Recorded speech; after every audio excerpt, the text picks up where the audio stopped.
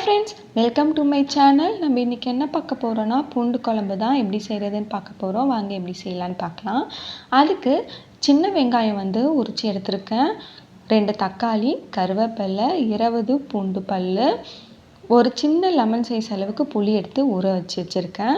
இப்போ ஒரு கடாயில் 2 டேபிள் ஸ்பூன் எண்ணெய் ஊற்றிக்கோங்க. எண்ணெய் சூடான பிறகு 1/2 டேபிள் ஸ்பூன் அளவுக்கு கடுகு பொரிஞ்ச பிறகு 1 டேபிள் ஸ்பூன் அளவுக்கு வெந்தயம் சேர்த்துக்கோங்க. வெந்தயம் செவந்த பிறகு பூண்டு சேர்த்துக்கோங்க. பூண்டு நிறைய உரித்து சேர்த்துக்கோங்க, இப்போ தான் சூப்பராக இருக்கும். பூண்டு ஒரு 2 நிமிஷம் நல்லா வதக்கின பிறகு சின்ன வெங்காயம் சேர்த்துக்கலாம். இந்த பூண்டு குழம்புக்கு பார்த்திங்கன்னா சின்ன வெங்காயம் தான் சேர்த்து செய்யணும், அப்போ தான் ரொம்பவே டேஸ்ட்டாக இருக்கும். இது கூட கொஞ்சமாக கருவேப்பிலை சேர்த்துட்டு நல்லா வதக்கி விட்டுக்கலாம். வெங்காயம் நல்லா வதங்கி வரட்டும். வெங்காயம் வதங்கின பிறகு கட் பண்ணி வச்சுருக்க 2 தக்காளியும் சேர்த்துக்கலாம். இது கூட குழம்புக்கு தேவையான அளவு கல்லுப்பையும் சேர்த்துக்கிறேன். சேர்த்துட்டு நல்லா வதக்கி விட்டுக்கலாம். தக்காளி நல்லா வதங்கின பிறகு 1/4 டேபிள் ஸ்பூன் அளவுக்கு மஞ்சத்தூள், காரத்துக்கேற்ப குழம்பு மிளகாய்த்தூள் சேர்த்துக்கலாம். சேர்த்துட்டு ஒரு 2 நிமிஷம் நல்லா வதக்கி விட்டுக்கோங்க. இந்த மசாலாவோட பச்சை வாசனைலாம் நல்லா போகணும். பச்சை வாசனை போன பிறகு ஒரு சின்ன லெமன் சைஸ் அளவுக்கு புளி எடுத்து நல்லா கரைச்சி வச்சுருக்கேன். ஸோ அந்த புளி தண்ணியும் இது கூட சேர்த்துக்கலாம். இது மாதிரி வடிகட்டி சேர்த்துக்கோங்க.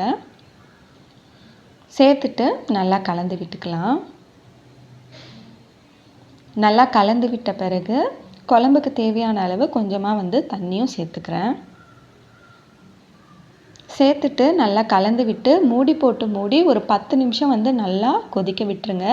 அதோட பச்சை வாசனைலாம் நல்லா போய் வரட்டும். இப்போ 10 நிமிஷம் நல்லா கொதிச்சிடுச்சு.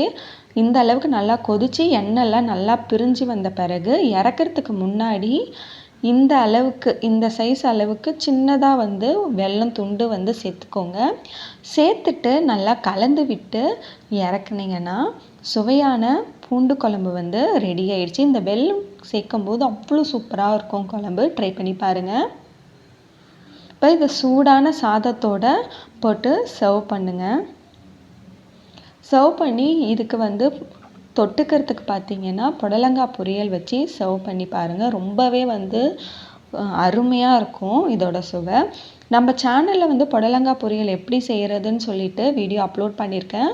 அந்த வீடியோவோட லிங்க்கையும் டிஸ்கிரிப்ஷனில் கொடுக்குறேன், செக் பண்ணி பாருங்கள். இதே மாதிரி நீங்களும் ட்ரை பண்ணி பாருங்கள். ட்ரை பண்ணி பார்த்துட்டு எப்படி இருக்குன்னு சொல்லுங்கள். வீடியோ பிடிச்சிருந்தா மறக்காமல் லைக் பண்ணுங்கள். நம்ம சேனலை சப்ஸ்கிரைப் பண்ணாதவங்க சப்ஸ்கிரைப் பண்ணிவிடுங்க. இன்னொரு வீடியோவில் பார்க்கலாம். Thanks for watching.